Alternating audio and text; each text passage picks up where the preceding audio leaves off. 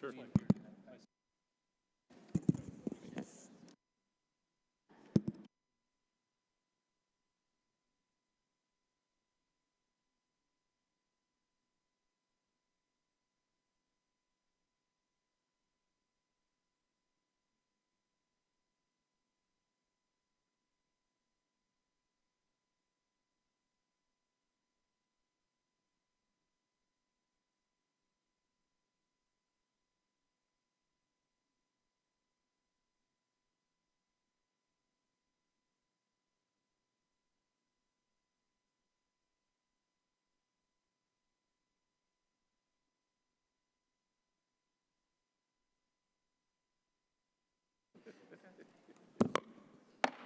Good morning, everyone. Subcommittee will come to order. Today, we'll hear testimony regarding the Medicare Advantage program. We'll hear about these private plans that are chosen by an increasing number of seniors. We'll hear about how these private plans can combine high quality and low costs. We'll look to the future of the popular program and ask, when the scheduled cuts to Medicare Advantage plans and the Affordable Care Act take place, can these popular plans continue to effectively serve seniors? Will the policies of the Obama administration narrow choice and plan flexibility, further impacting our seniors? Since seniors were first given the option to select a private health plan to receive their Medicare benefits, they've shown a strong preference for these plans. Over the past decade, enrollment in Medicare Advantage has tripled. Of new enrollees, more than half choose a Medicare Advantage plan over traditional fee-for-service. Today, nearly 16 million seniors are receiving their benefits through these private plans.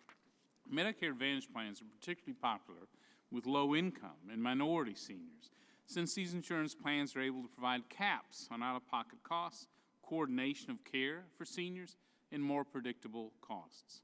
The seniors that choose these plans are highly satisfied with the coverage and the benefits they receive. Unfortunately, many of our elderly could lose access to the plans they have and like because of cuts that are just beginning to hit that are part of the President's Affordable Care Act. Knowing just how unpopular these cuts were with the seniors that select these plans, the White House, acting through a new demonstration program and other regulatory actions, masked and delayed the impact of the initial stages of the $300 billion in cuts past the November 2012 elections. Those political delays are over. The difficult reality is 2015 is now upon us, and millions of seniors who rely on the Medicare Advantage program may be in jeopardy of losing their plan, their doctor, and the financial protection benefits they've chosen. The future for Medicare Advantage may look grim. The questionable $8.3 billion quality bonus payment demonstration program used to mask the ACA cuts is now coming to an end. In addition, the new payment methodology for Medicare Advantage plans that assume Congress will fix the way Medicare pays physicians is only temporary. This leaves the looming threat that Medicare Advantage plan rates could again include the broken physician reimbursement formula, lest we finally and permanently fix the way Medicare pays our physicians. So instead of improving the situation, CMS's regulatory actions are threatening plans through potential termination and limiting their ability to innovate. For example, plans serving largely low-income populations find themselves struggling to meet the demands of the Medicare Advantage star rating program. That could place them in jeopardy of being terminated in this coming year, just weeks before open enrollment is to begin. Ironically, high-performing Medicare Advantage plans are also in the crosshair. Plans that have consistently found ways to be rated highly in the star system now find themselves unsure of what supplemental benefits they must cut going forward due to backwards incentives under a benchmark cap created by the ACA. As many of us predicted following the passage of the controversial Affordable Care Act, seniors and Medicare Advantage health plans have not yet experienced the full impact of these cuts. And as the full impact of these cuts is felt in the coming years, could millions of seniors be forced out of plans they have and they like? A report released Monday by the American Action Network has mapped out likely benefit cuts per Medicare senior by congressional district, which I would like to enter for the record. Without objection, so ordered. The report points to one glaring conclusion. Seniors in every district in America, Republican or Democrat, now face damaging cuts to the health care and pharmacy benefits they selected because it fits their needs. The Medicare Advantage program is popular among our nation's seniors because it provides seniors with choices to select a plan that best fits their needs. We need to ensure seniors continue to have this valuable option. It's no surprise, then, that many members of Congress, even our colleagues in the Senate, have recognized the challenges facing seniors and have come out in bipartisan opposition to further cuts to Medicare Advantage. Today, we'll hear from witnesses who will tell us the current picture of Medicare Advantage, the good, the bad, and yes, maybe even the ugly. But I'm confident that as we look forward and work together, we can break down barriers and improve Medicare Advantage for America's seniors who depend upon these critical plans. The ACA brings new level of uncertainty to those who depend on Medicare Advantage. The time is now to consider the future of these Medicare programs and the importance Medicare Advantage plans play for a growing number of seniors. This subcommittee will hold the administration accountable to carefully examine the impact that any changes to Medicare health plans will have on seniors, the Medicare program itself, and ultimately on taxpayers. We must work together to make sure that our nation's seniors continue to have choices in their care and benefits. Before I recognize the ranking member, Dr. McDermott, for the purposes of an opening statement, I ask unanimous consent that all members' written statements be included in the record. Without objection, so ordered. I now recognize the ranking member, Dr. McDermott, for 5 minutes for the purposes of his opening statement. Doctor. Thank you, Mr. Chairman. I want to thank you for holding this hearing. There's a good story to tell about the Medicare Advantage program, and I'm pleasantly surprised by my colleagues across the aisle having provided a stage for us to do that. I kind of wondered what it was about, but as I listened to the chairman, I realized it's more of the scare tactics of the past. Before we get to the good news about the program, we have to hear a lot of specious claims about the ACA's effect on Medicare Advantage, but the truth is somewhat entirely different. Thanks to the changes made by the ACA, both Medicare Advantage and traditional Medicare are on a much stronger footing, and we'll hear that from the report from the trustees shortly. Since the passage of ACA, the MA program has seen record high enrollment, with more than 15 million Medicare beneficiaries enrolling in the MA plan. 30% of all Medicare beneficiaries are enrolled in Medicare Advantage at this point. Since the passage of the ACA, premiums have been reduced or held steady. In total, Medicare Advantage premiums have fallen 14.3%. That means the average Medicare enrollee pays $31 per month. Underlying Medicare Advantage benefits have been increased in both MA and in traditional Medicare, meaning that the plans have more money to spend on these benefits. Those are the facts. Now, one of the key improvements of the ACA made to MA was to cut down on overpayments that were threatening the solvency of the program. Thanks to misguided provisions put in by the Republicans' 2003 prescription drug legislation, the federal government was paying plans an average of 114% of the costs of traditional Medicare. That's 14% more than if people had stayed in Medicare. They were breaking the program. Independent analysis from the GAO, MedPAC, and countless others point out that the wasteful spending was putting Medicare on an unsustainable course. To fix this, the ACA improved how we calculate payment rates.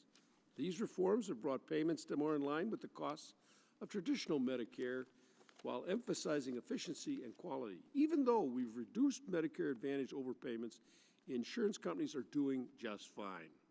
Which insurance company has gone in the tank in the last 5 years? Their stock prices have surged and their profits continue to grow. Reducing Medicare overpayments has also improved the Medicare trust solvency and helped drive down Medicare spending.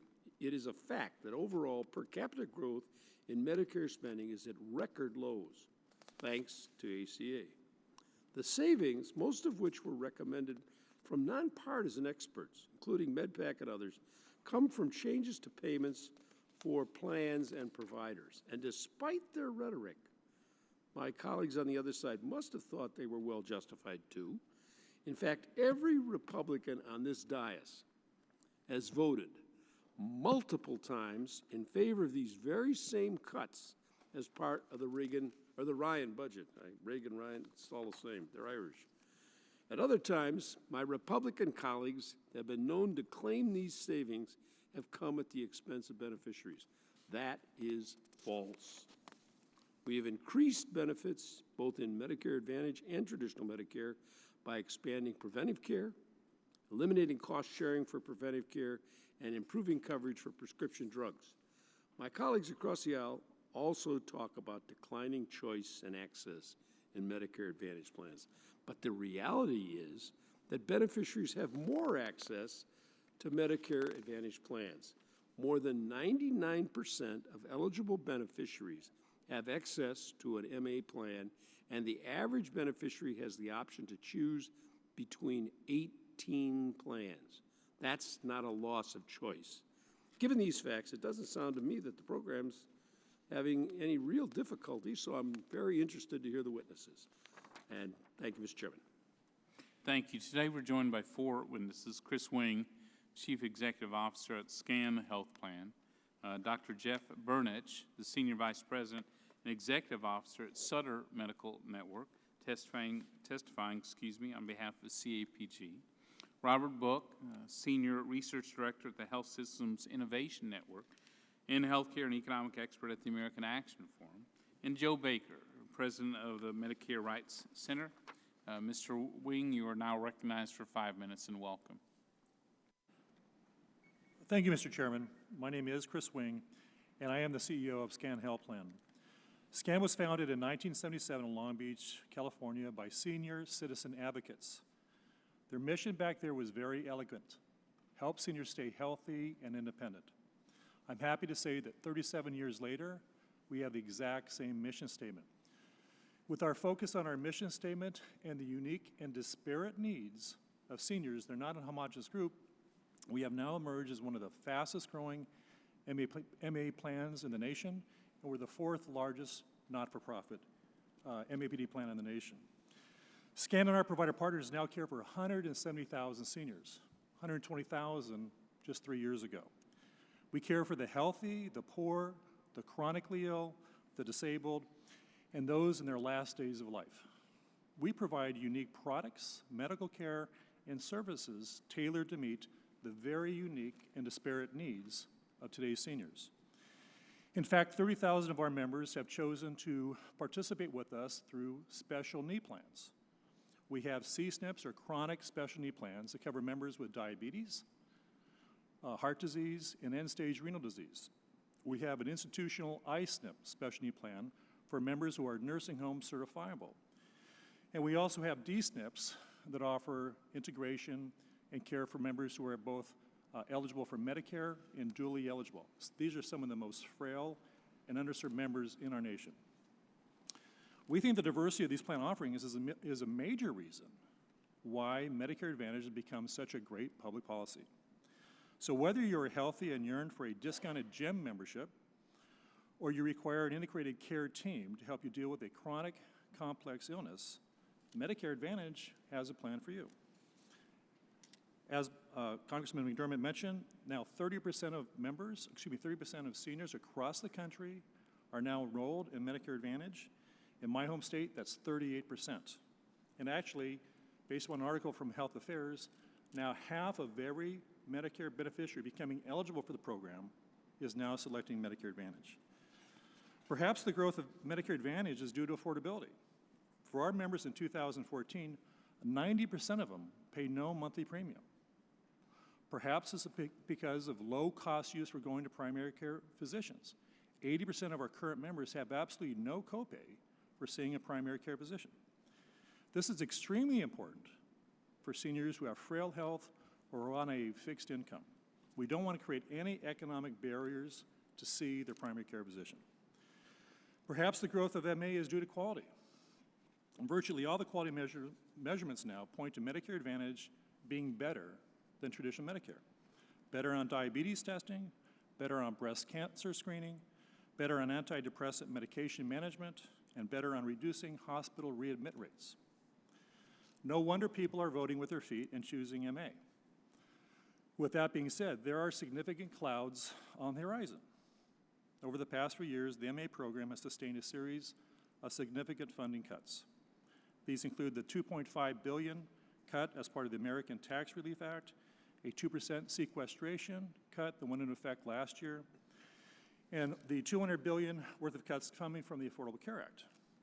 Some seniors have already begun, and I'm talking about SCAN seniors, some seniors have already begun to feel the impact of these cuts and higher out-of-pocket cost, reduced benefits, and more limited provider choice. However, many more seniors in the future will be impacted, as the vast majority of these cuts, almost 80%, will take care in future years. Now plans and providers are adapting and evolving to these cuts. We have to. We have no choice. And it's good that we're doing it. Some of the larger plans are vertically integrating to create synergies and cost and care savings. SCAN is pursuing a more collaborative approach with the bigger systems in Arizona and California. We're a not-for-profit, mission-driven company, and we've enjoyed the trust of our provider groups for 37 years. So we've started an initiative called Provider Integration, where we collaborate with the 14 best and biggest groups on the West Coast. And the goal really is, how can we work together to improve the model? The initial focus was on the CMS STAR program, and in just 1 year, we took our STARS rating in California from 3.5 to 4.5. It's a big deal. But our CMS quality bonus can offset only so much of the cuts. So as Congress and CMS develop Medicare policy, we'd ask you to be vigilant regarding the stability of Medicare Advantage. Reimbursement rates cannot continue their recent steep decline. As plans, we will work to minimize and mitigate as much of the impact as possible, because as we become more efficient, but we ask that Congress and CMS do their best to keep payment rates as stable as possible. CMS should also keep the 5-star bonus program stable. As I mentioned, the CMS Quality Bonus Program is probably the biggest sea change event that's changed the focus on quality in my 30 years on managed care. Mr. Wing, I apologize. The time has expired for the opening statement, so thank you very much. Dr. Burnich? Chairman Brady, Ranking Member McDermott, and members of the Healthcare Subcommittee, thank you for inviting me to testify today. I plan to talk about Medicare Advantage and the benefit from a physician's standpoint, how it benefits our seniors. I will describe a program we've developed at Sutter Health to manage some of the sickest, frail patients in this population. I am here as a representative of CAPG, the Voice of Accountable Physician Groups that represent 160 medical groups in 20 states and take care of 1.2 million Medicare Advantage lives. I am a physician, an internist, and I serve as a Senior Vice President and Executive Officer of the Sutter Medical Network. Sutter Health is a not-for-profit integrated delivery system taking care of 3 million lives in 19 counties in Northern California. We manage the risk of 49,000 Medicare Advantage lives and have taken care of capitated lives for over 2 decades. We do this with our 5,000 aligned physicians who are clinically integrating and managing care across our hospitals, clinical practices, home care, urgent cares, and surgery centers. So why is MA important to CAPG, Sutter Health, and their physicians? Well, for one, it's a predictable model for population management. The physicians, the PCPs, the primary care physicians, know who their patients are. They get lists.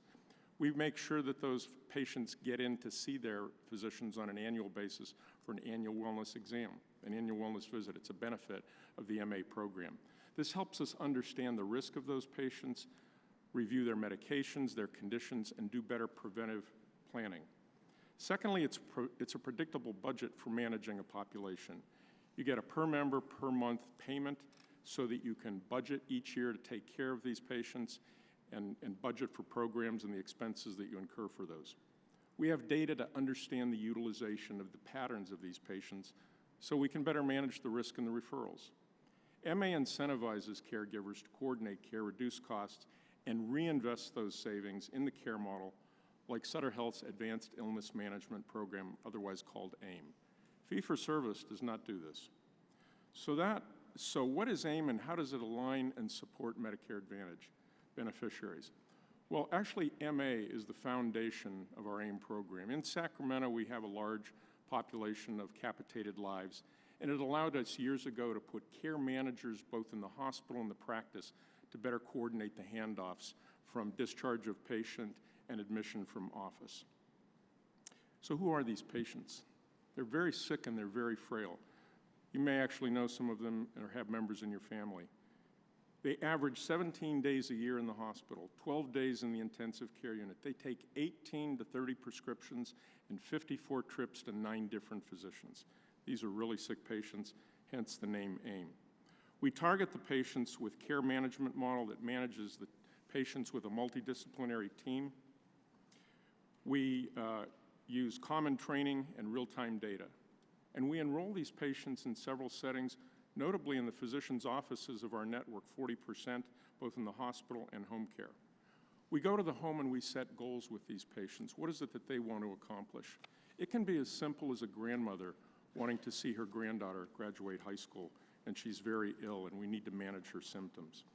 Symptom management is a key ingredient because it keeps those people from picking up the phone, getting the, call 911 and go to the hospital is the usual routine. And then we provide a wealth of services to evaluate emotional and nutritional needs. In 2009, we piloted the program in Sacramento again because we had a large MA population. We also applied for an Innovation Challenge Award from CMMI and received that in July of 12. Through that grant, we've spread the program across 15 counties, taking care of 5,000 patients with an average daily census of 1,800.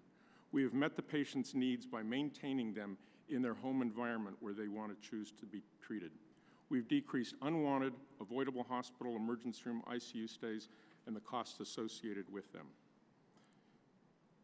The savings are reinvested into the care model and the training and even technology. We're adding video visits this next year so we can better monitor the patients in their home more frequently. In conclusion, I believe Congress and the administration should develop policies that encourage population payments to physician organizations in MA as well as fee-for-service Medicare. Such payments should encourage the organized practice of medicine, strengthen and coordinate the care infrastructure, and build incentives for team-based care. Thank you for the opportunity to speak to you today. As the committee considers important Medicare and fiscal policies in the future, I hope you will reconsider and consider all that the MA program has to offer our senior citizens. Thank you. Thank you, Doctor. Mr. Book, you're recognized for 5 minutes. Yeah, thank you, Chairman Brady and Ranking Member McDermott, members of the subcommittee. Can you get your microphone just to see if that's on? I'm sorry. Yeah, thank you, Chairman Brady, Mr. McDermott, members of the subcommittee. I thank you for the opportunity to share my research on the Affordable Care Act and its impact on seniors and disabled Americans enrolled in Medicare Advantage. Fee-for-service Medicare has very high deductibles, high co-payments, and no limit on out-of-pocket costs patients can face. Nearly all Medicare beneficiaries seek alternative coverage to reduce those out-of-pocket costs. Some have retiree supplemental coverage from a former employer, and some have an income low enough to qualify for Medicaid. For the rest, MA is now the most popular option. The 30% of Medicare beneficiaries currently in MA that Mr. McDermott mentioned includes 44% of those who do not have access to retiree supplemental plans from a former employer. Most of the remainder have a Medigap or some other way of combating those high out-of-pocket costs. Medicare is more popular among beneficiaries who have lower incomes but above the Medicaid threshold, and it's more popular among African Americans and Hispanics. Hispanics in particular, historically, have been more than twice as likely as the average Medicare beneficiary to enroll in MA. CBO estimates that ACA cuts to Medicare Advantage will total $308 billion by 2023, and which is approximately 43% of the ACA's total cuts to Medicare. MA payments are tied to benchmark monthly payments set individually for each county, and the ACA makes changes to the way those benchmarks are calculated, with the result that every county in the country will see a cut by 2017, and in fact, 97.9% of counties will see a cut in 2015, which is, for which rates have already been published. The bonus system based on the star rating system that Mr. McDermott referenced, I think everyone agrees that paying more for good performance is a good thing.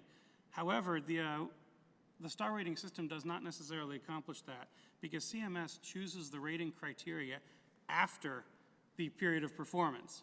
So, for example, in the first cycle, they measured performance between January 2010 and June 2011, and then in October 2011 announced the criteria on which plans would be rated.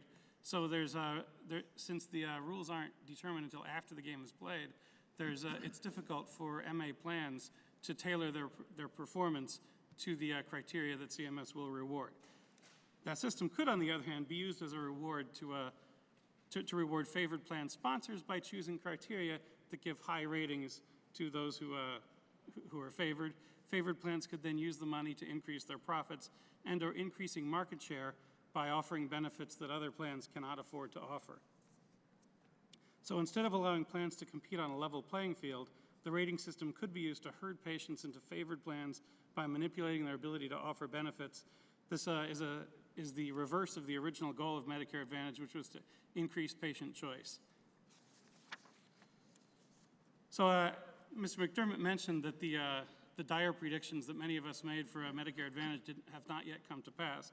And that's true because after the ACA was passed, CMS used its regulatory authority in a new way to mask the first few years of cuts. They created a new star rating bonus program different from the program in the Affordable Care Act, which gave bonuses to almost all plans, with the result that most of those cuts have not actually hit patients or plans yet. So based on published rates for each county in 2015, now that the bonus program's ended, the total cut will be about $317 per month compared to the year before, but $1,530 or 13% below the pre-ACA baseline. So this demonstrates the extent to which the pilot program authority was used to offset cuts that were mandated by the Affordable Care Act. Now, the Affordable Care Act phases in and calls for the rates to be phased in through 2017, so there are more cuts to come. Assuming the Affordable Care Act cuts are implemented as passed by Congress, by 2017, the cumulative cut relative to the pre-Affordable Care Act baseline will be $3,700 per beneficiary per year, which is nearly a 27% overall cut.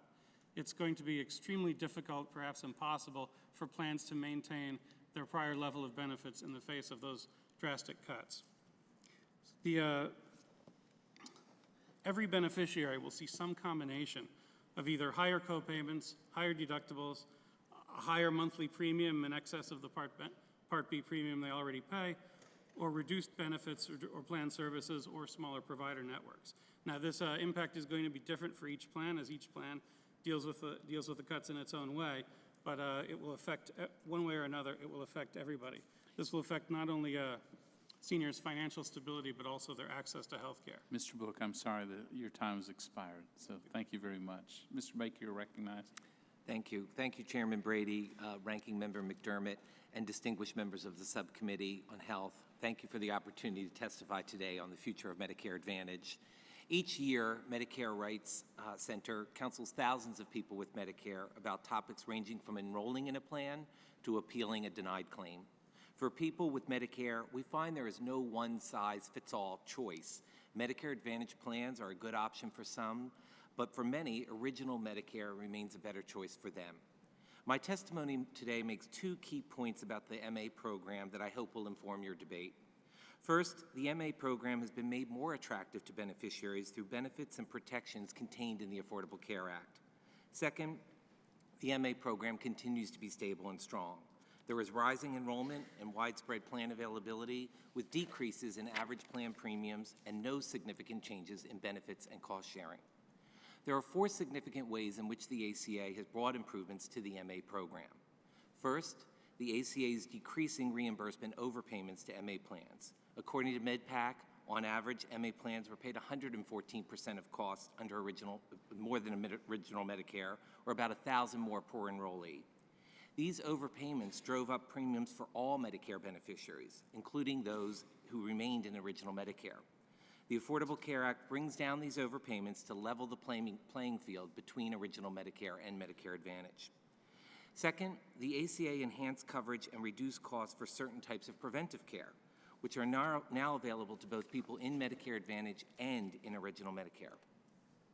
Third, the ACA prohibited MA plans from charging higher cost sharing for services used by sicker beneficiaries, including renal dialysis, chemotherapy, and skilled nursing care.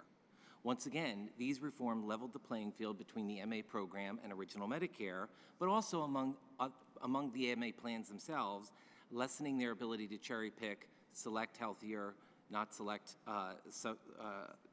healthy enrollees. Fourth and finally, the Act mandated a medical loss ratio, requiring that Medicare Advantage plans spend 85% of premiums on care, not on administrative costs or profits. With these changes under the ACA, the MA program can remain stable and shows improvement by 5 different indicators. First, Medicare itself is on a stronger financial footing. Improved efficiency in the MA program translates into tangible savings for all people with Medicare. This year, the Part B premium, paid by both people with original Medicare as well as those with Medicare Advantage, remains at 2013 levels at $104.90 per month. Second, Medicare Advantage enrollment is at an all-time high, with nearly 16 million enrollees, and CBO projects future growth at a healthy clip. Third, plan choice remains strong. In 2014, the average beneficiary has a choice of among 18 Medicare Advantage plans. Fourth, premiums have gone down. The average Medicare Advantage premium was $44 a month in 2010 compared to $35 a month in 2014. Fifth, plan benefits and costs sharing remain unaffected. Covered benefits and cost sharing remain stable from year to year. There is no evidence of an overall trend towards less generous benefits. Even with this success, Congress can and should take steps to further improve Medicare Advantage while also preserving and strengthening original Medicare. For example, by increasing support for the SHIP programs. These are the state health insurance programs which provide free and unbiased counseling in each state to support seniors and people with disabilities and their decision making. By enhancing transparency on Medicare Advantage plan performance through public release of plan reported data. This is especially important to see how Medicare Advantage plans are managing claim denials or care denials and the appeals of those denials. And also by encouraging meaningful variation among plans. And I stress that meaningful variation. Congress should explore further standardizing Medicare Advantage plan benefits to help consumers make apples-to-apples comparisons among plans. Efforts are also needed to further consolidate plan choices for consumers so that they can make a meaningful choice to make sure that they're accessing the right plan for them or they're looking at Medicare Advantage in contrast to original Medicare in the correct way. Once again, thank you for this opportunity to testify today. Thank you, Mr. Baker, and thank you for the testimony from all 4 witnesses. The reason we're holding this hearing is that the Affordable Care Act slashed more than $300 billion out of Medicare Advantage that so many of our seniors rely upon. The cuts were delayed through various actions. That's what Mr. Baker's testimony is all about. But didn't happen. I agree. It didn't happen because the cuts were delayed. Now they're becoming real, and there's no way it won't have some impact on seniors. The hearing today is to figure out what will that impact be. Mr. Book, as you described in your testimony, the cuts to Medicare Advantage are becoming real for millions of seniors. There is no magic bean here. These cuts will land on them. Some suggest, and your testimony said that you would be forced to spend $3,700 less per senior as a result of these cuts. Some suggest these simply eliminate inflated profits for Medicare Advantage plans or have made them more efficient. But as we all know, CMS requires MA plans to bid on Medicare's guaranteed benefits, A, B, D, as well as administrative costs, expected price. So this is all part of the bid. So question to you is, what is the real impact on our seniors as results of the cuts that really begin next year for Medicare Advantage? So that $3,700 per senior per month or per enrolled member is going to have to be made up for by either reductions in benefits, increased copays, increased premiums. That's really all there is. They can restrict provider networks so there are fewer physicians seniors can see. Those are about all the options they have. You mentioned profit. The average healthcare company makes a profit of about 3 to 5% on all of their business, including their commercial and private sector business. And these cuts are 27%.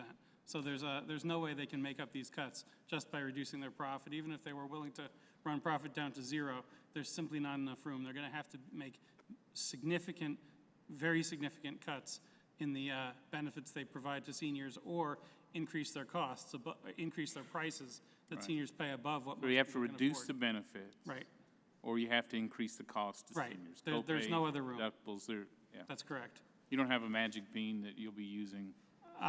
Perhaps one of the Change all physicians this. here could mention a magic bean, but I think if we had that, we would have used that already. Yeah, I would think so. Mr. Wing, Dr. Burnich, let's talk about what we know has already happened.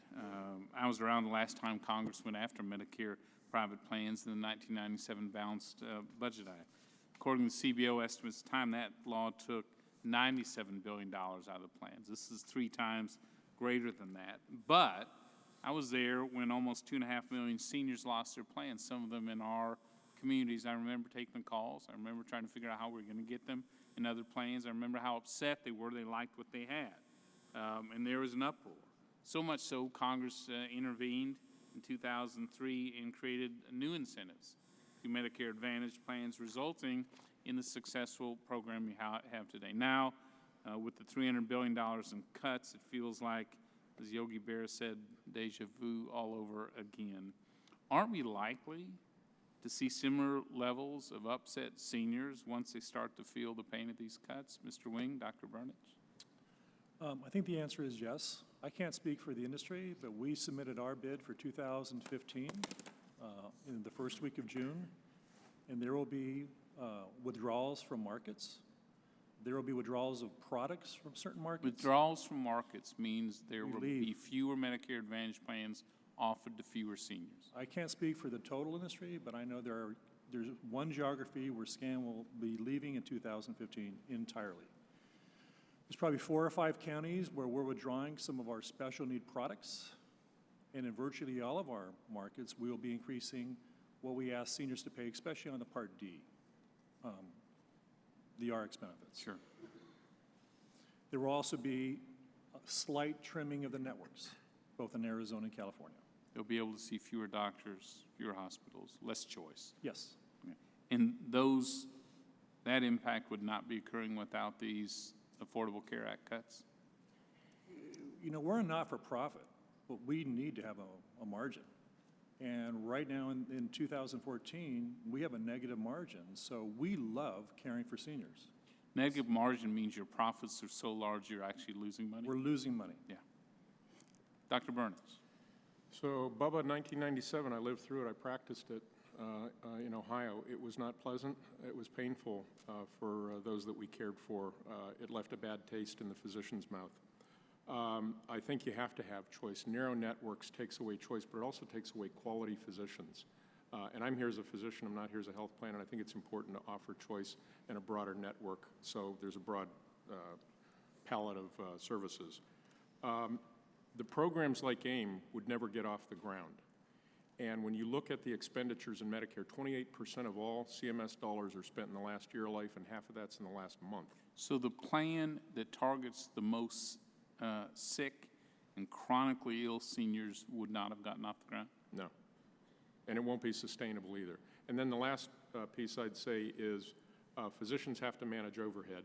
And at some point those past cuts down to them through the health plans is they'll just disengage. And even the plans that do exist in counties, they won't be in them. They'll go back to fee for volume.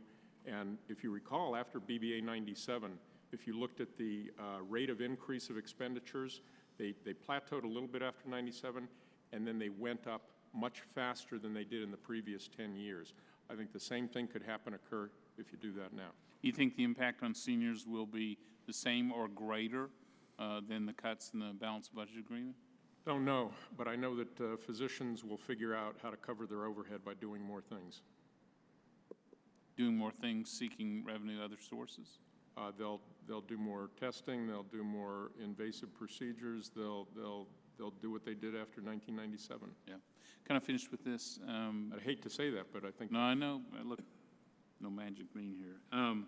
Care coordination, innovation within Medicare Advantage, I think it's been hugely helpful long-term for our seniors. What's the impact of that when you're facing these cuts? Is that at risk? Well, I think the care coordination that's very, very valuable for the population we serve is the dual eligibles, the seniors in our C-SNPs, our seniors in our I-SNPs. Every year, we have to do an upfront assessment, an HRA, if you will. We have to develop a care management plan, a multidisciplinary care management plan. And we love to do the special need plans, but they're underfunded. We need, so they will be uniquely impacted with these cuts as opposed to a vanilla MAPD program. So in the 20th century, a physician could practice and manage 25 to 30 drugs and a dozen tests. And now people are living longer, they're more complex drugs. You need a village of people to take care of people. So team-based care is a 21st century concept, and it's evolving. Some people call it patient-centered medical home. I call it team-based care. Those teams are comprised of individuals such as care managers, nurse practitioners, sometimes a pharmacist, social worker, behavioral therapist, because these people that are living longer are having much more complex problems, and physicians by themselves, internists like myself, can't do it alone. And if they don't have those teams around them, the patients will go back to falling through the cracks like they have in the past. And so I think the members of those teams, those budget cuts, will take those people right out of the program. Yeah. Well, here's my final point. Thank you for the testimony, all of you. Around here, if there's a $3 billion cut to Medicare, the place goes crazy. We're ending Medicare as you know it. $300 billion cut to seniors today. Some say, oh, it's no problem, nothing's going to happen. There's going to be real impact. It's coming at us soon. I think seniors need to know what the impact is, and I think Congress needs to find a way to try to avoid these serious cuts on our seniors. Dr. McDermott, you're recognized. Thank you, Mr. Chairman. I asked to have a couple of graphs put up on the monitors because one of them shows the Medicare Advantage premiums. And you see that line that starts up high there and goes down in this flat? That blue line is the premiums of Medicare. Now, we've had these harbingers of disaster come in here and tell us that, oh my God, this is the end of Medicare. What we've done with these cuts is going to just end Medicare and it's going to make it price it out of people's ability. But the fact is the premiums have stayed down. Now, the CBO, if you look at those three lines, the green line is what CBO projected would happen to MA in terms of enrollment after the enactment or before the enactment of the law. The red line is what they projected after it passed, and the green and the blue line, the one that goes up to almost 15 million, is the fact of what has actually happened. CBO has not projected correctly on what was going to happen with MA. All the disaster folks who come out here, like Cassandra, telling us it's the end of the world, are clearly not being able to project what's going on. We have made the cuts. They've already been started in 2011. We've been gradually reducing the amount that Medicare Advantage programs are getting. What that does is force doctors and programs to figure out how to do it more efficiently. Now, what I'm hearing from the three of you is give us more money. Do you people understand that you came to the wrong place? These guys aren't going to give you more money. They can't raise taxes for highways, much less more money for Medicare. So you're asking for more money. They're not telling you you're going to get more money. They just want to scare the old people. And your job is going to be, how do you deal with the money that you're going to get? Because they're voting for these cuts. The Ryan budget has had them in every single time. Just for the record, I would say no Republican voted for the Medicare Advantage cuts in the Affordable Care Act. No Republican voted for this. In this chart, it doesn't recognize that the administration delayed the cuts, 80% of them. Mr. Chairman, the Ryan budget uses the savings from the Affordable Care Act. And how you can parse it any way you want, but the you Ryan voted budget for it. is not the law today. These are people are living under real cuts under Right. real law. And Mr. Baker, you've listened to this. Should seniors be worried as we go into this election about these cuts?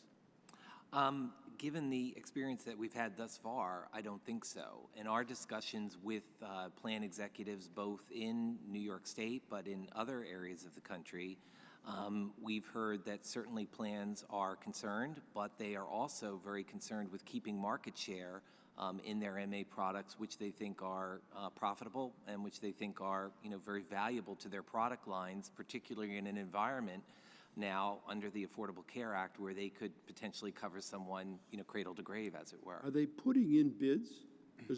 We hear that somebody's pulling out of a market, so I guess maybe some are, some aren't?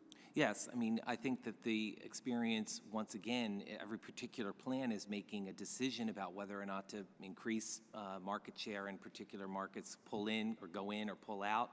And that's what we've seen consistently over the course of the history of the Medicare Plus Choice and then the Medicare Advantage program.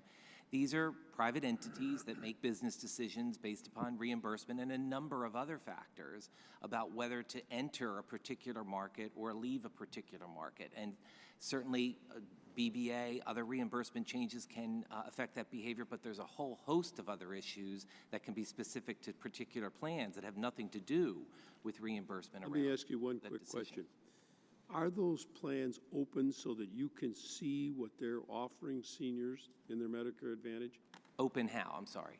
Open to you to look at them and see if they're cutting benefits? Yes, we've had, we studied plans in New York and we've looked at plans across the country, and we've not seen any significant change in benefits year to year and no trend in that regard. So they're making a bid based on the law as it presently is and the cuts that are being phased in over a period of time, slowed down by the administration.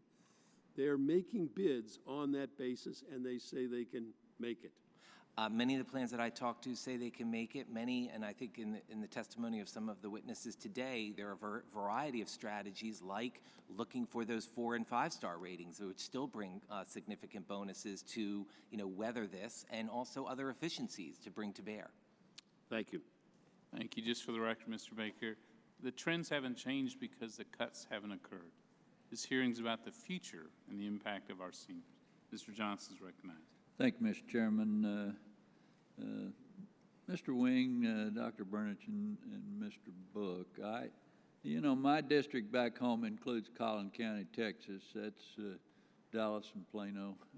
My district is about 24% Medicare beneficiaries, and they have opted out of traditional fee-for-service Medicare and enrolled in Medicare Advantage because there are more advantages, obviously. Since Obamacare became law, Medicare Advantage enrollment has doubled in our county, yet benefits are expected to be cut over $2,600 per person, and the total number of plans has already begun to decline. And I wonder if each of you can just explain what cuts mean for Medicare beneficiaries in my county and the nation, and if these beneficiaries lose access to their Medicare Advantage plan, what challenge will they face when they have to re-enroll in a fee-for-service Medicare, and is that going to work? Mr. Wing? If I may, I'll just speak to the SCAN experience, and SCAN is operational in Arizona, Northern California, and Southern California. I don't think the experience in Texas is going to be much different from in California or Arizona for 2015, 16, 17. We're trying to shoot for a small margin, but no margin, no mission. And we're being forced to do things we don't want to do. We're a not-for-profit. Our whole mission is to improve the health and independence of our members. But with the cuts and the changes, we're going to have to, as I mentioned, withdraw from one geographic market, withdraw products, especially the special need products that are probably the most important products of the MA program because they deal with the most frail seniors. But we can't sustain, they're hard for us to sustain in good times. With these cuts, in some geographies, we're going to have to withdraw them. And for our core programs, we are going to have to make some changes, more cost of share participation on the part of the beneficiaries. I think you'll see that in Texas. I think you'll see that across the land. Thank you, Dr. Burnich. I think the biggest concern for me is access to care for patients, particularly if they get disenrolled from a Medicare Advantage plan. Fee-for-service Medicare and primary care, it's hard to run a practice off of that. You have to really kind of manage a percentage, if you will, of the patients you will.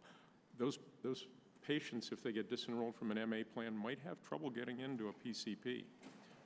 Not to mention we have a shortage of PCPs. We have an aging population that's growing, so we're really putting pressure on access to care. Yeah, and don't you see some docs even getting out of the business? Absolutely. That's what I'm seeing. Yeah, I don't think California and Texas are different there. Yeah, Mr. Book? I think the impact in the type of impact is going to be the same throughout the country. The individual dollar amount of the impact is going to vary from county to county and state to state. And the reason for that is the benchmark rates are set at the county level, and they're set by in the past they've been set by a somewhat arbitrary formula, and now we're just transitioning to a different somewhat arbitrary formula. So the difference between the old rates and the new rates is going to vary from place to place. So it's going to be much, the counties that are hit worst are in Louisiana. The counties that are hit least are in Montana on average. But it's the types of impacts we're going to see are the same. Everybody is going to see a reduction in benchmarks. Everybody is going to see an increase in out-of-pocket spending and or a reduction in benefits. It's going to happen everywhere. And it's not you put up that nice chart of what would have happened if the Affordable Care Act had been implemented, but it wasn't implemented. So, of course, the predictions didn't come true. That's kind of like if you jump off a building, you'll hit the ground, but if you say, well, I'm not going to jump off the building yet, so I'm still fine, you really haven't, that doesn't really mean that that it's okay to jump off the building. I hope we don't go jump off a building. Mr. Chairman, I'm ashamed that this administration decimates Medicare, especially Medicare Advantage, to pay for Obamacare. And while they're playing political games and covering up these cuts until after the election, Medicare beneficiaries in my district and around the nation are losing benefits and access to their preferred Medicare Advantage plan. So I just want to thank you for holding this hearing, and I yield back the balance of my time. Thank you. Mr. Gerlach, you're recognized. Thank you, Mr. Chairman. I want to start with the premise that Dr. Book made in his testimony that the average reduction in benefits for 2017 relative to the pre-ACA baseline is going to be over $3,700 per beneficiary per year, or about 27%. So if you would make that an assumption for the purpose of my question for each of you, what do you think that kind of impact is going to have, particularly on the area of the dual eligibles? And of course, that varies. The affluence of counties, of course, vary. The number of dual eligibles per county vary. The benchmarks, therefore, vary. But in terms of the scope and breadth of your current activity, recognizing that unique population of the Medicare patients, the dual eligibles, who tend to be more disadvantaged, who tend to have more severe health risks, what do you think the impact of Dr. Book's prognostication would be, particularly with regard to that patient population? And it would start with you, Mr. Wing. Well, we've been dealing with, thanks for, it's a great question. We've been dealing with the dual eligibles in California. We're the only FIDA SNP that actually integrates Medi-Cal and Medicare streams.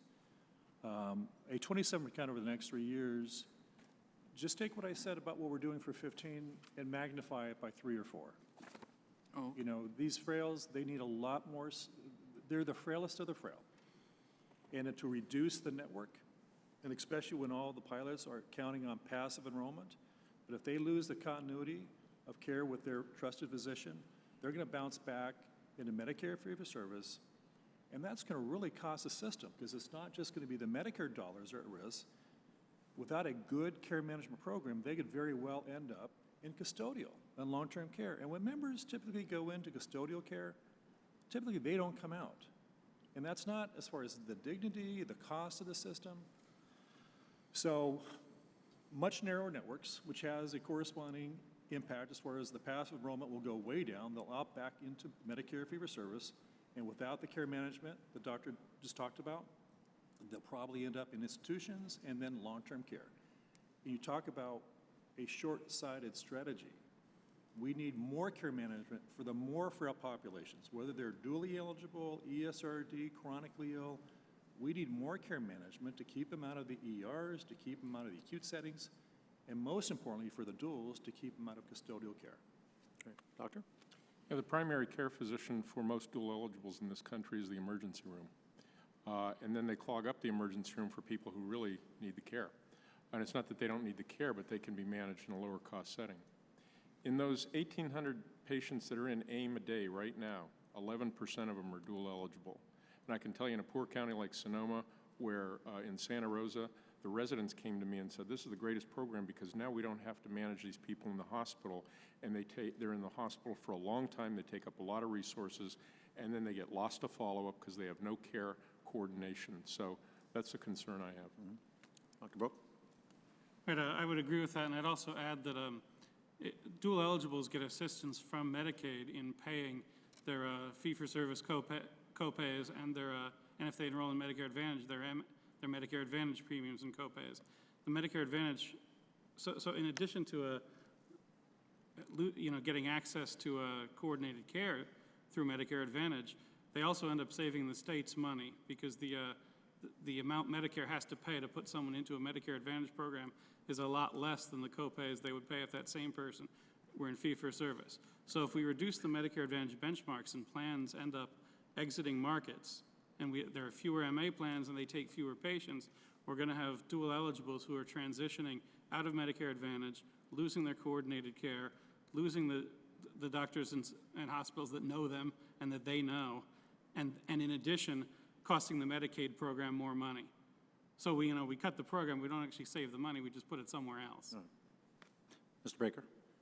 I think it's important to note that the Affordable Care Act has made significant investments in dual eligibles through demonstration projects, and those are getting underway now.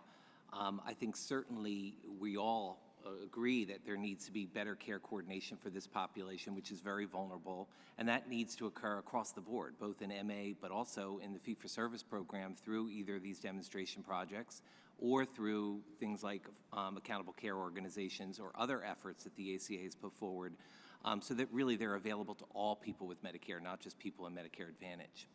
Thank you all for your testimony, Chairman. Thank you. Mr. Blumenauer is recognized. Thank you very much, Mr. Chairman. And I appreciate being able to have a little deeper dive on some of the impacts of Medicare Advantage. I think my community has the highest penetration of Medicare Advantage in the country, or close to it. And so I've been following this closely.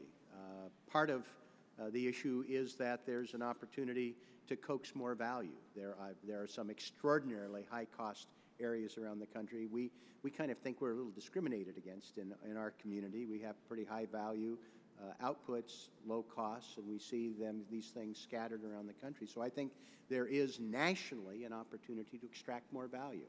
We want to do it carefully, and I appreciate the admonition from some of our witnesses.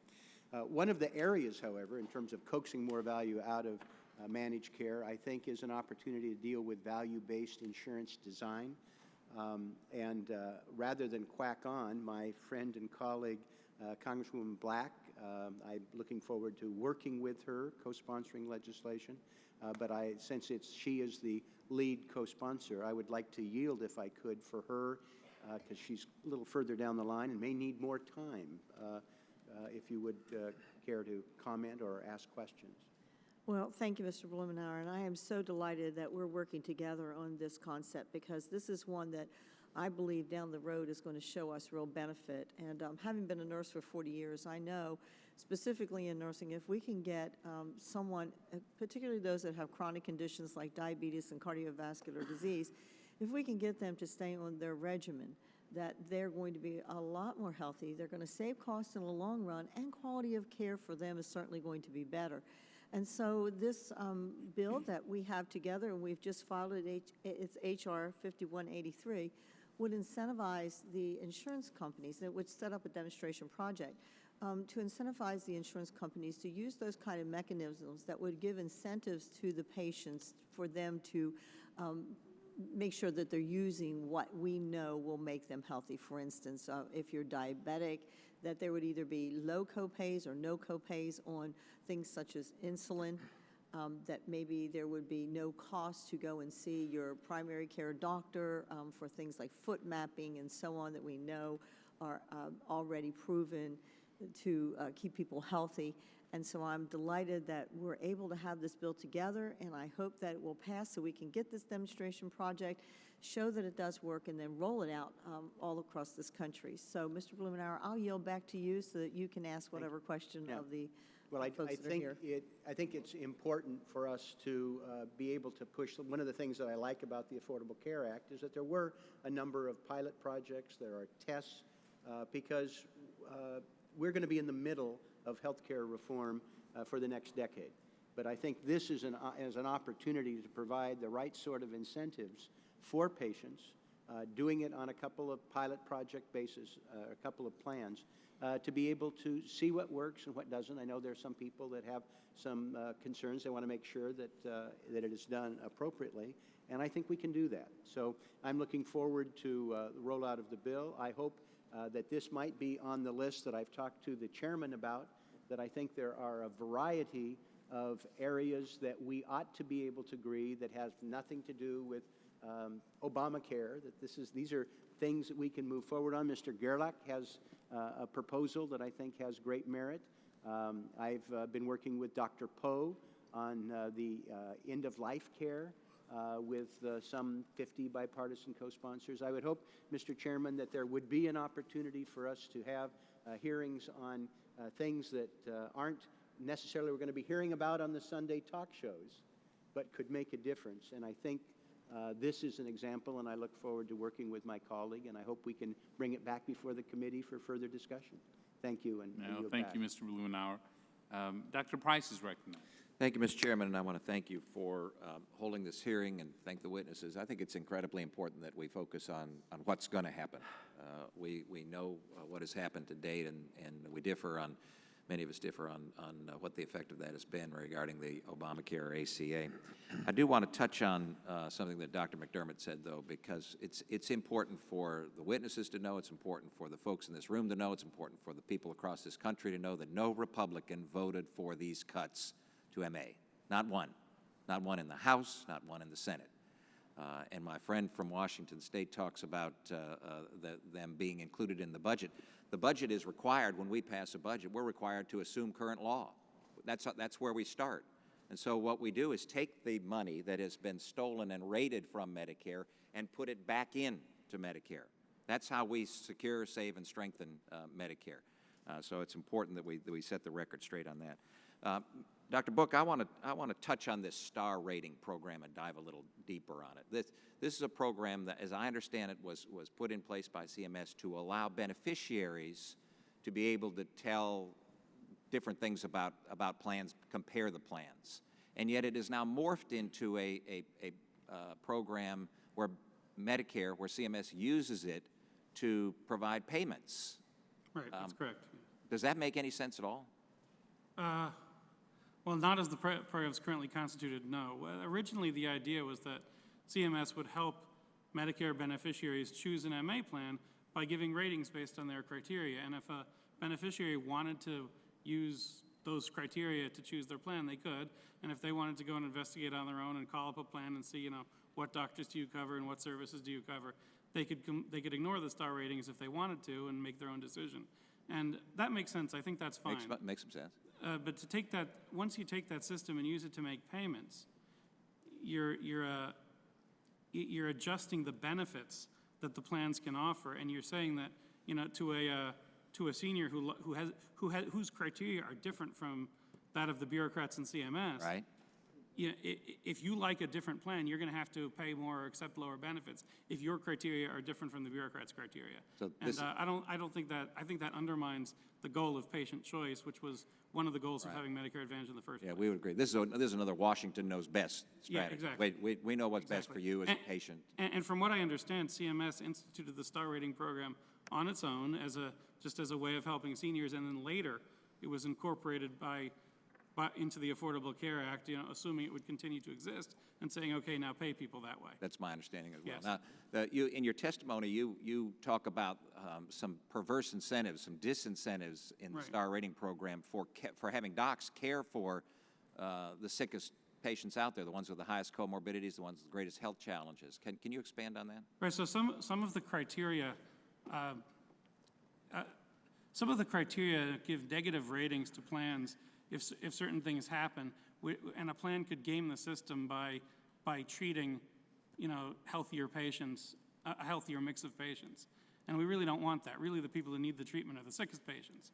And we don't want, and if you set up a criteria that says, how many people achieved some certain benchmark without adjusting for how healthy or unhealthy they were when they came to see you, then, we're not really being fair to the doctors. We're saying we're going to penalize you if you take care of the hardest cases. I think that's the opposite of what we ought to be incentivizing. One of the huge challenges that we have is to try to incentivize physicians to continue in practice. Mr. Johnson mentioned docs fleeing practice. As a former practicing physician, I hear from my former colleagues all the time. Many of them are just looking for the exit doors because of these kinds of rules and regulatory oppression that they're working under right now. Right. And this exists also in the fee-for-service system. There's this notion of pay for performance, where you pay doctors for doing what they call evidence-based care. What it really is they have a list of things that you're supposed to do for a patient with a particular diagnosis. And if you check all these boxes, you get more money.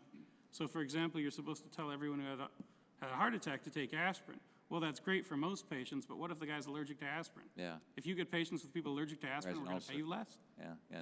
It's again, Washington knows best. I want to touch very quickly on this $3,700, Mr. Wing, because you mentioned your margin was 2 to 3%, as I recall. I have no margin. I'll lose money in 2014. So if what Mr. Book says is correct, and that is that payments are going to go down from the federal government per patient, $3,700 a year, what happens to your model? Well, we have levers. And first, I have to become more efficient. And we spent $40 million on a new IT system that should be implemented. Can you absorb $3,700 cut per patient? No, not without extraneous changes. Thank you. Thank you. Mr. Smith, you're recognized for 5 minutes. Thank you, Mr. Chairman, and thank you to our witnesses as well. The chart that we saw earlier is very interesting, and certainly it's enlightening in terms of the trends that they indicate. I'm sure you saw the chart as well. Mr. Book, now the cuts would take place in 2015. Is that correct? Well, we already have published rates for 2015 that incorporate those cuts. Yes, we have not. The rates are published. The specific rates are published 1 year at a time. So we've seen the first year of cuts already. So are we going to see some trends, some different trends from the lines in this graph? I believe so, yes. In fact, as my colleague mentioned, they're already withdrawing from one geographic area, and that's one plan sponsor withdrawing from one area. I think we're going to see more withdrawals and more increases in premiums. Again, this year, the change from last year is only 3%, but that's because the Affordable Care Act's cuts for last year were offset by regulatory action. So the transition from 2014 to 2015 is going to be less than it would have been, before. Once you start moving forward, we're going to see, substantial changes, unless there's some other action, that causes the Affordable Care Act not to be implemented. Okay. Mr. Baker, do you believe that these trends can continue with the impending changes? Well, certainly recent projections by the CBO continue to indicate that there will be rising enrollment in Medicare Advantage, and that the initial projections are and the CBO took into account these changes in reimbursement methodology, that there will continue to be different projections, better projections about ongoing enrollment in Medicare Advantage. So it does look like plans will be able to absorb these cuts. They will be able to innovate around and be. For how long do you think they can absorb and just kind of continue amidst the many of these conditions? I mean, my concern is overall that healthcare professionals are frustrated. They don't like the view of the future. It concerns me greatly, especially as a representative of a part of rural America, that healthcare providers, when I hear from them, they're discouraging they're discouraging young people, especially family members, from going into healthcare. And this is because of the federal government making such a bureaucracy of healthcare. And I'm very concerned that such a reduction in providers, it's already difficult to find providers in rural America, and it stands to get much worse. And lack of providers means less competition in urban areas and less mere access in rural areas. And we see that there might be, there will likely be disproportionate impact to Medicare Advantage choices in rural America. Mr. Book, can you elaborate on that? Perhaps is it correct that there would be a disproportionate reduction of choices in rural America? I haven't looked specifically at the rural-urban distinction, but if you want, I can get back to you on that later. In general, plans that have some of the rural counties had adjustments, had upwards adjustments in their benchmarks prior to the ACA. That indicates they might be hit harder, but I would have to check the numbers to be sure. Okay, I would appreciate any further information on that. I can do that, yes. Because I'm very concerned about the frustration that this is causing across healthcare, and that this would actually lead to. There is an extra bonus in the Affordable Care Act for certain types of urban areas, but not. And it's there's a set of demographic criteria for what counts as a qualifying county. It doesn't include every urban area, but it doesn't include any rural area. So it's you know, again, I'd have to look at numbers to be sure, but I would not be surprised if it turns out that rural areas are harder hit. Okay. And thank you, Mr. Chairman. I yield back. And thank you. Mr. Thompson, you recognize. Thank you, Mr. Chairman. Thank you to all the witnesses for being here. Mr. Wing, I want to circle back on what the gentleman from Georgia questioned about, and that's the STAR program. You are a 4.5-star program. Yes, sir. I'm interested to know if the quality has improved because of the STAR program, and to get your input on this, give you a chance to respond to the issue of STAR. Thank you. For 5 years prior to my being at SCAN, I was the Chief Operating Officer for Healthcare Partners. It was big operations in California, Nevada, and Florida. And if there was a sea change event with the STARS, when you start having incentives for quality and there's benchmarks where we can compare plans versus plan, providers versus providers, you can start having really robust conversations about how do you improve best practices, and that's what we're doing with our provider integration. We bring these 14 groups together, and we don't hide the data. They have an economic incentive to improve quality.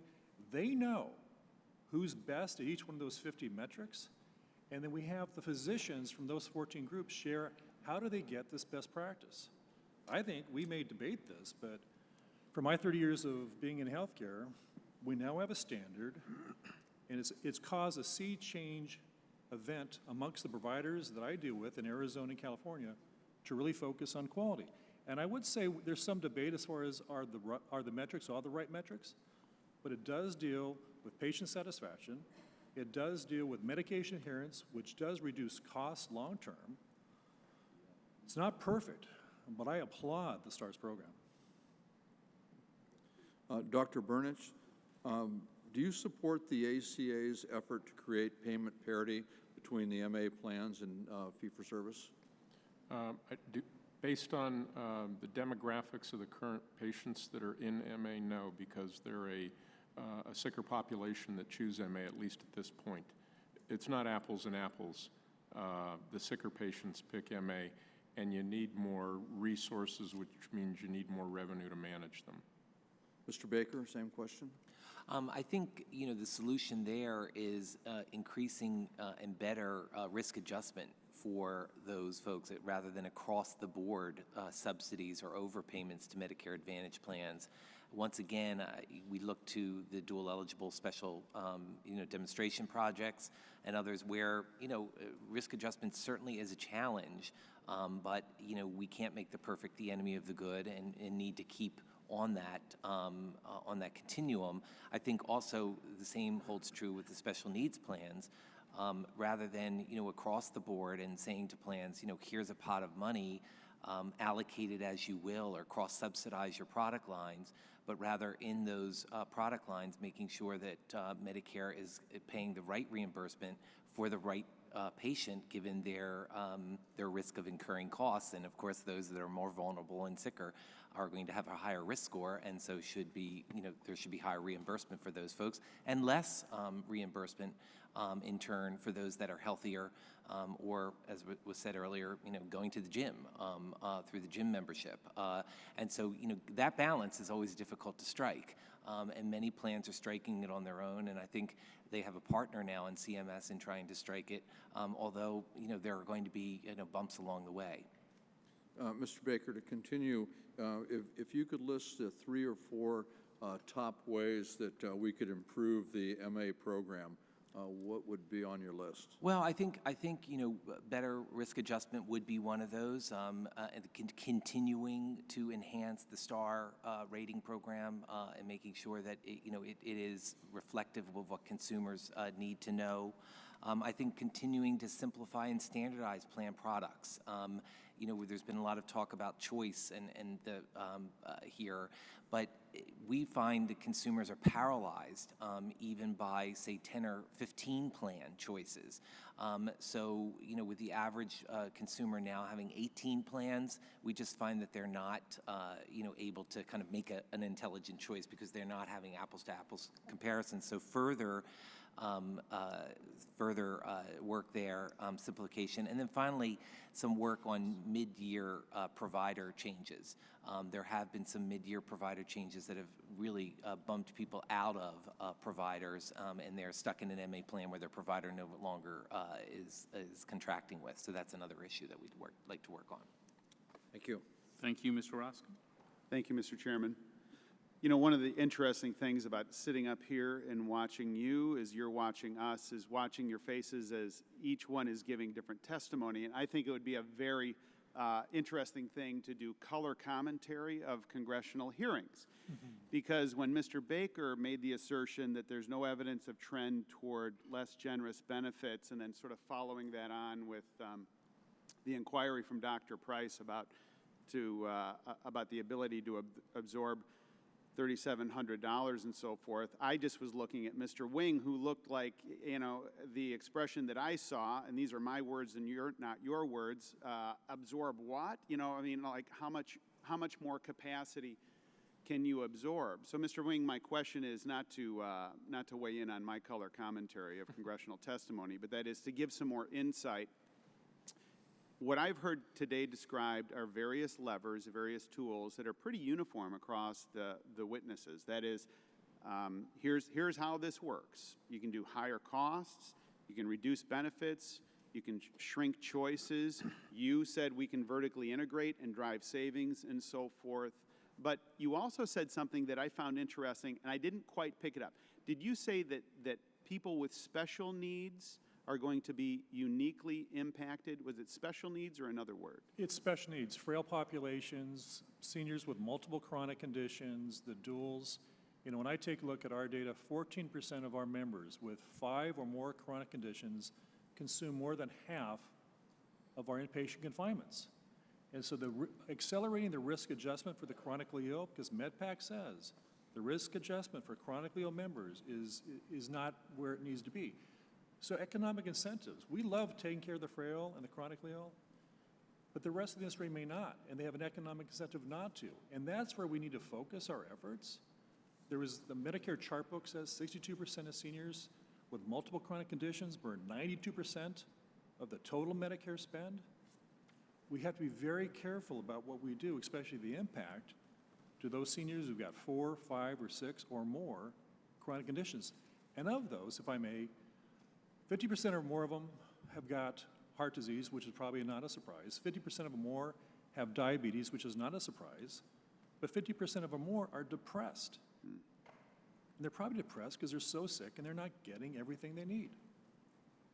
So this trend, to pick up on one of the examples that Dr. Barnich used, you talked about trying to deal with the grandmother who is probably, like Mr. Wing is describing, the grandmother who wants to go to her granddaughter's graduation, that type of patient with this cumulative nature of a lot of difficulties or special needs is going to be uniquely impacted, uniquely negatively impacted or hurt by this. Is that fair enough? Yes. Yes. I yield back. Thank you. Mr. Buchanan is recognized. Thank you, Mr. Chairman. I want to thank all of our witnesses for taking the time today. I'm personally very concerned. In my district in Florida, my congressional district, we have 54,000, over 54,000 on Medicare Advantage. In Florida alone, it's 1.4 million over that on Medicare Advantage. The state's growing back now at 400,000 people a year. I talk to a lot of our medical providers, a lot of our doctors. Everybody's very disillusioned with where we're at. And when you think about 10,000 a day turning 65 for the next 30 years, 400,000, a lot of them are coming to Florida. So I'm very, very concerned about these cuts and the impact on a lot of our seniors, especially when you look out over quite a few years. Mr. Book, I wanted to ask you, as it relates to next year, what are the cuts and benefits anticipated that you mentioned earlier? Each plan has a number of, each Medicare Advantage plan has a number of levers they can pull. They can increase premiums to patients, they can reduce copays, or they can reduce benefits, or they can narrow their networks. Is there a percentage or a number I don't of have, cut in benefits? Have you heard that number? I don't have specific numbers on what plans are actually doing. We can look that up and get back to you on that, for sure. The bigger issue, looking down the road, because a lot of seniors might be 67, we have a lot of people staying active to 90 in our area. One of the things I'm concerned at is looking over 10 years, the Congressional Budget Office is saying $300 billion in cuts. What's the impact to the providers and to our seniors, you know, all over the country, but especially in Florida, with $300 billion in cuts? So that's a cumulative cuts over 10 years. Starting in 2017, that's going to be about $3,700 per patient on average. It's going to vary from place to place. We have specific numbers for each county that I can share with you. The money has to come from somewhere. The only place it can come from is cutting benefits or making seniors pay more. Those are the only two choices. If you cut benefits, you know, they're not allowed to cut, you know, the most basic health care benefits, but they can cut everything else that, you know, that they add on top of that. So, for example, if you cut coordinated care, or if you cut preventive care that's not affected by the preventive care mandate, you might end up increasing people's need for health care down the road. You know, you might end up you know, cutting one particular category, but not. Let me just move on. People Dr. worse off. Burnett, do you want to comment on that, the $300 billion in cuts over the next 10 years, the impact, let's say, the medical community, the providers? I can just tell you a lot of people in our area, very disillusioned. A lot of our doctors' practices for 30 years are being consolidated by hospitals. I'm very concerned with the need going forward with the anticipated cuts, but I'd like to get it from your perspective. Yeah, it'll diminish, as I said before, access. There won't be physicians to see unless they do concierge medicine, where you pay an annual fee out of your own pocket. But this cohort of patients doesn't have that kind of money, so I don't see that it's sustainable. The only place other than cutting benefits or increasing premium to accessing real dollars is in the last 6 months of life, and it's in the very last month of life is where we spend all the money. And I was in our AIM program, there's probably 30% that are hospice eligible, but they choose not to go into hospice for various reasons, emotional, they're not ready there yet. But when we get them to go into this program, and I can't talk to you about the dollars yet because I'm bound by CMMI not to do so, but they're significant. And I think they're significant enough, at least in this population, not all the MA lives, to provide some real savings to minimize those cuts. One other question, my time's running out. Mr. Book, can you comment? We're seeing terminations in Medicare Advantage in our region. Is that because of the ACA, or do you know? It's quite likely that it is. When payments are reduced, if a health plan doesn't think that they can attract patients and serve them well with the level of payment they're going to get, then they might just withdraw from the market instead of have a bunch of unsatisfied patients they can't take proper care of. That's what I'm hearing. Thank you, and I yield back. Thank you, Ms. Black. Thank you for joining us today. You're recognized. Thank you, Mr. Chairman, and thank you again for allowing me to sit in as a non-member. I am so interested in these issues, and I really appreciate your allowing me to be here. I want to go back to the VBID that Congressman Blumenauer talked about in the bill that we have to have a demonstration project, and I am just convinced that we need to look at this and make sure that it is what we have seen in our work, but to actually have the study to show that it does work. And so probably, Dr. Burnage, I'd like to have you talk a little bit about what your thoughts are on such a program, since you have had an innovation grant, which I understand it was initiated under MA. So if you could talk a little bit about what you think, whether you think this is something that's important. I think any time we can focus on value, incenting value, i.e. decreasing costs and improving quality by whatever methods, is the right directional approach. And I think that's what I gleaned from where you were headed. And then it becomes, so what costs are we talking about? That's where, you know, you get into the nitty-gritty. And that was the only piece I didn't understand about what you were saying with your bill. Well, the idea of this is to show that if we are able to incentivize people to use the kinds of care that the physician recommends, that they're going to have a better outcome, therefore less admissions to the hospital, especially for our diabetic patients and our cardiac, as you have already talked about. If we can keep them on a regime, we know that they're going to use less services and the quality of life is going to be better. Mr. Wing, would you like to weigh on that as well, since you are a care provider?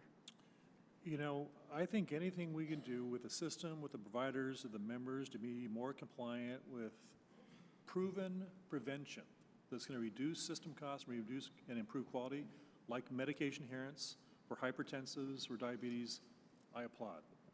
Mr. Book, do you have a thought on it as well? Well, I have to admit I haven't seen the bill yet, but it sounds like a good idea. One thing I would add is we talk about value-based medicine. The fees in the fee-for-service system are not set based on value to the patient. In fact, they're based on a rather crude estimate of cost, and they specifically exclude any consideration of value to the patient. So by definition, they pay more for a high-cost, low-value service than a low-cost, high-value service. And I think that's one thing that drives up costs in the fee-for-service system and also drives patients and physicians away from low-cost, high-value services that might be better for everybody if they didn't have this perverse incentives caused by the fee-for-service pricing system. I think you're making the point for my concept here. I want to go back to the risk adjustment model. I know we've talked a lot about that, but I'd like to know, and especially from you, Mr. Wing, and probably you, Dr. Burnage, as well, what you see. Obviously, we do have to take a look at these frail patients and make sure that we are reimbursing for the true care and the nature of taking care of that patient. But can you give me an idea about long-term, what you think we should do about proper payment to be sure that we are taking care of these patients adequately, and also making sure that we're reimbursing the care providers for the services that are provided? Mr. Wing? Sure. Well, I think one of our first recommendations, and it's from MedPAC, Mark Miller, consistently talks about the slowness of the HCC model to direct a correct and accurate payment for members with chronic illnesses. And if we take a look, it's what's ailing America is seniors with multiple chronic conditions. So I did a survey about the large national plans. Just take a look at why are they not investing, or are they investing in C-SNPs like SCAN? And they're all fine companies. But if you take a look at the United, the Humanas, the WellPoints, the Cignas, there's only one that has close to 5% of their membership, and this is as of March of this year, that are in chronic specialty plans, and that's United, who bought XL Health a couple years ago. I believe most of these plans, they're publicly traded, they're really smart people. But the economic incentives, because of the slowness of the HCC model for chronically ill members, is this is not, quote unquote, good business. We need an HCC model to encourage all of us to go after those seniors with 2, 3, 4, 5, 6 or more chronic illnesses. That's where the 92% of the spend is. Doctor? I would agree with those statements. The other thing aside from risk, is really understanding outcomes. You know, what is the output of the decisions and procedures and testing that are done by physicians with patients? And our industry as a whole is very poor at longitudinal outcomes. We track more process metrics than anything. So when somebody gets coronary artery bypass grafting, do we know that it really gave them a better quality of life for the next X number of years, or did they really live longer? You know, one thing that I think has gotten abused, and there's literature to support it, was all the stenting of patients. I actually got called down to the OR one day by my old chief resident, who was a chief of surgery, had the patient's chest open, and he said, "Jeff, take a look." And I thought he was, you know, asking me one of these trick questions. He said, "What do I see?" And I couldn't distinguish the coronary anatomy because there were 27 metal stents in this patient. So, you know, that kind of overuse and abuse, we're not tracking that, and we've really got to get transparent with the output of what physicians do. Absolutely. Transparency is a big part of this. Thank you again, Mr. Chairman. Thank you. I want to thank all of our witnesses for expert testimony today. Today, we've heard a detailed discussion, current status and the future of private health plans and Medicare. Clearly, significant cuts are on the horizon for the Medicare Advantage program in 2015 and beyond, as Mr. Book analyzed $3,700 per senior. By 2017, seniors are right to be concerned, but what will happen to the health care plan they depend upon? As a reminder, any member wishing to submit a question for the record will have 14 days to do so, and if any questions are submitted to the witnesses, I ask that you respond in a timely manner. With that, the subcommittee, yes, sir. May I ask unanimous consent to enter in the record a GAO study entitled Medicare Advantage Specialty Needs Plans were more profitable on average than plans available to all beneficiaries.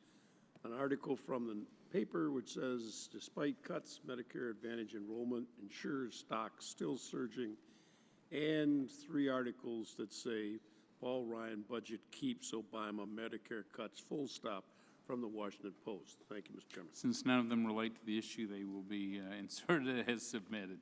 With that, the hearing is adjourned.